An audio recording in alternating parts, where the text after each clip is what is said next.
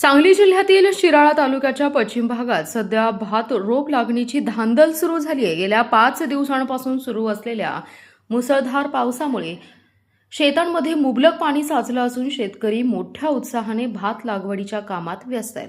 शिराळा तालुक्यातील चांदोली परिसर हा भात पिकाचं आगर म्हणून ओळखला जातो। या भागातील काही शेतकरी धूळ वाफेत भाताची पेरणी करतात, तर अनेक शेतकरी तरवे टाकून भाताची रोपे तयार करतात।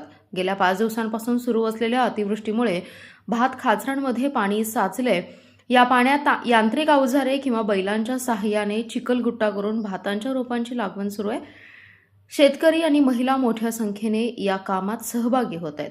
पावसाची संततधार, हिरव्यागार डोंगर रांगा आणि पाण्याने भरलेली भात खाचरे यामुळे चांदोली परिसराला निसर्गरम्य रूप प्राप्त झाले। वेळेवर झालेल्या पावसामुळे यंदा भाताचं उत्पादन चांगलं होईल अशी आशा आता शेतकरी व्यक्त करत आहेत।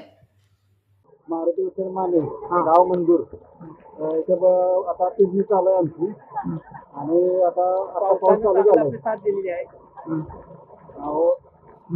आता पेरणी चालू आहे, रोपा लावा चालू आहे। पावसानं चांगली साथ दिली आहे आम्हाला। पहिला पाऊस कमी होता, आता पाऊस वाढलाय चांगला।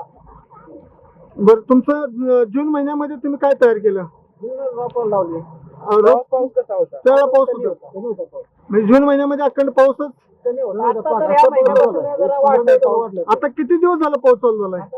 15 दिवस। आता तुम्ही या जमिनीमध्ये काय लावायला लागलाय? एक काडी भात आहे, म्हणजे रोप लागेल, भात रोप लागेल। गाव कोणतं? मंजूर।